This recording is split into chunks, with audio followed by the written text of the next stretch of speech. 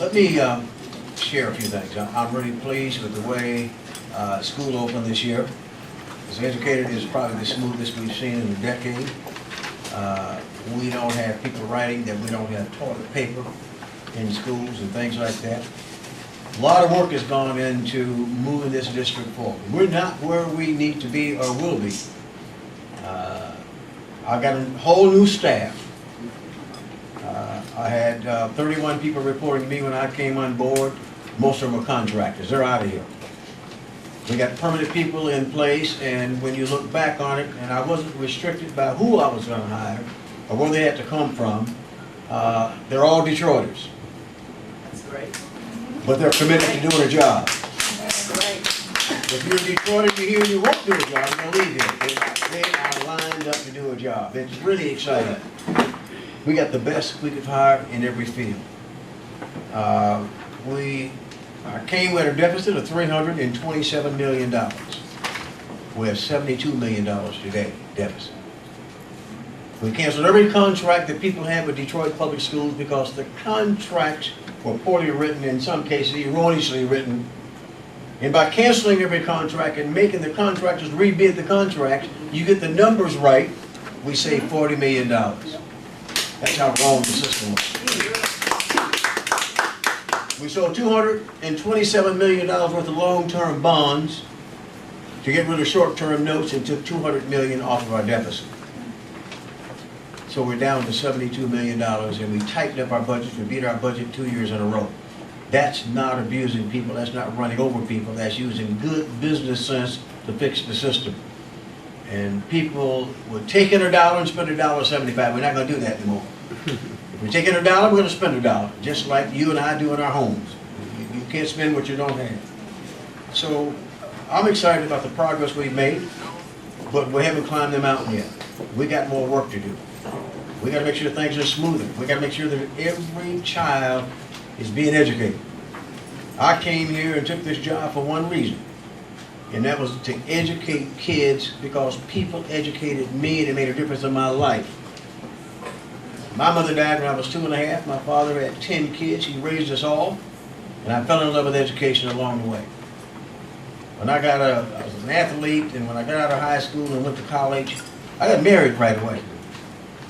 And because I was smarter than everybody in the world, of course. You guys know how that is. And after working for 2 or 3 years, I started commuting from Grand Rapids to Kalamazoo to Western Michigan University with a wife, 2 kids, 120 miles a day round trip, work full-time, raised a family. It ain't simple. This ain't about being simple. This is about making a difference. This is about if you want to be somebody or be something, you got to go make it happen.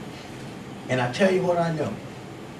I know if we educate these kids, you'll never turn them around. You will never turn them around. They'll keep going forward.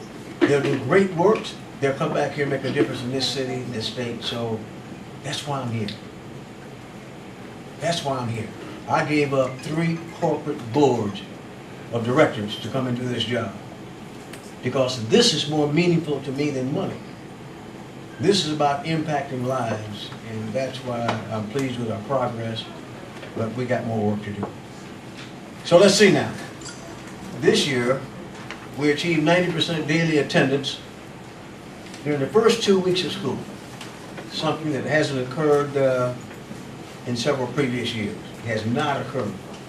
There's a habit of people not coming to school the first 3 or 4 weeks, and it's really dangerous. You know, and I know, that if we get kids in school, we'll educate them. If we don't get them in school, we can't educate them. And if we're further behind than some people, we need a child here every day, on time, all day. So our attendance trends remains very positive. For the first 5 days, we're at around 53,302 students. Very importantly, 1,500 students have come back to DPS from charter school. Increasingly important, 1,940 students have come back to DPS from other school districts. My takeaway from that is I think some people are starting to realize we're serious about this. We're going to get this done. We're not going to steal. We're not going to cheat. The money is for the principal, for the teacher, for the kids, not for some other stuff that people want to do. We want to get this right.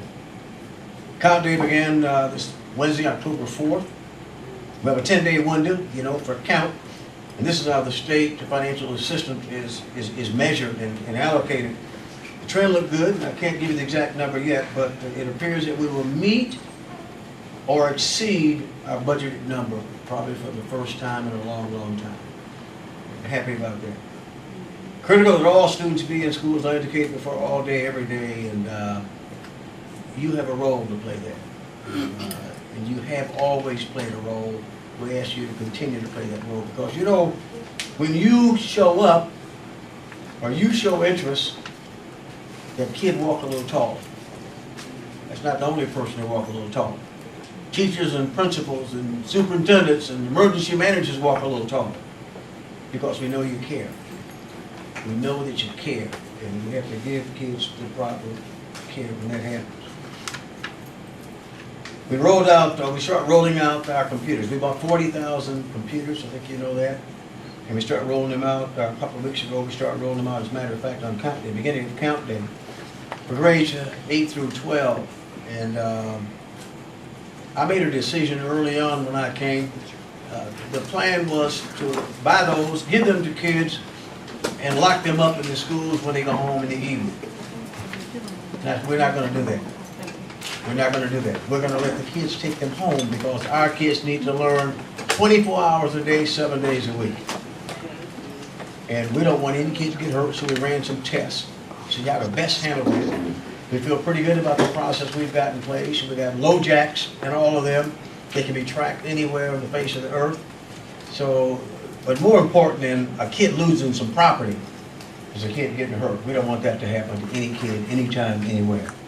So we're happy about that. So, and by the way, some parents have really, really driven home the point they want those computers to come home. Because the learning can go further than just a student. It can go to an entire family. And the Latino family has really been strong on it because quite often English is a second language with them. And they want to learn, and they're learning from it. We've got a millage staring us in the face. It's an operating millage. Some critical points. There are a lot of rumors going around, a lot of misinformation. I'm going to tell you the truth, the whole truth, so help me God, right here, this morning. Proposal S provides for continued operating funds for Detroit Public Schools to allow teaching and learning to continue uninterrupted.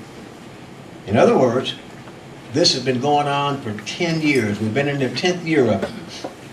This is not about politics. This is not about this is about educating our children. No matter what happens on November 6th, Public Act 1 or Public 4 or Public Act 72, whoever's leading the district will need this funding. This district will be crippled without this funding. Proposal S is a renewal of previously approved taxes. It is not a new tax, and it is the same amount that voters approved in 2005, the same amount.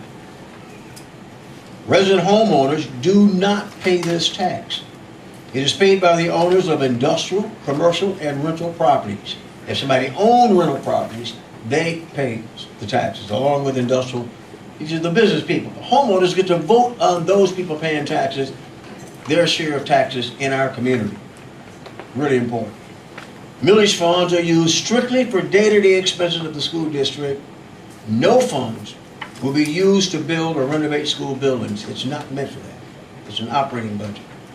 Millage funds will not be given or shared with the EAA, EPA, or anybody else you can think of. Okay? We're not going to share this. It's for us. It's for our kids. Detroit Public Schools has the support of Detroit Board of Education, Detroit Federation of Teachers, and all of its unions in this effort. Let me share something with you here.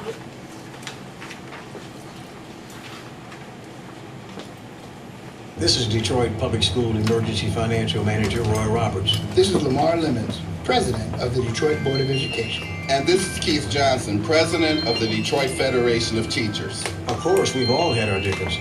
Yes, we have. Excuse me, but there is one thing that we all agree on. And that is how critical the renewal of DPS's operating millage is to educating our children. It pays for technology, individual learning models, music and art programs, and it pays for teachers. And it can only be used by law to support the education of DPS students. I, like most Detroiters, am frustrated with the state's attempt to impose people and so-called reforms on DPS. Watch it now. But none of those issues have anything to do with the operating budget. And the millage is only levied on commercial, industrial, and rental properties, not someone's primary home. So when you get your ballot, Remember, Proposal S is for DPS students. Paid for by Detroit Public Schools.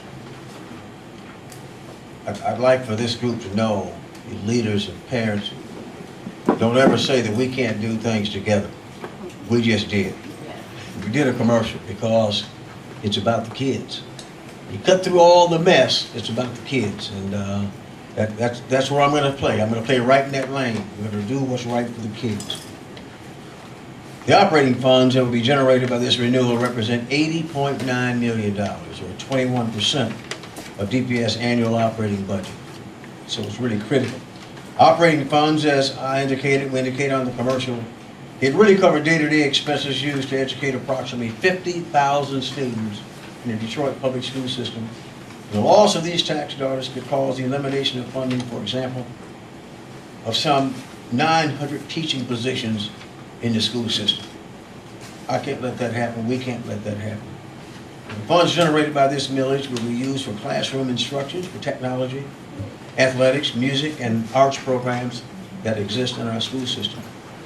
I repeat, this is a non-homestead tax. It's not unique to Detroit.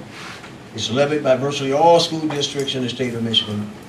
And also supporting this millage with us is the Black Slate, the 13th and 14th Congressional District, Fannie Lou Hamer Political Action Committee, and Kochik ministers, and the Baptist Ministers Association. So a lot of people have really surrounded this issue and is showing their support as we go forward. So hopefully we can get this done and continue to improve our system as we go forward.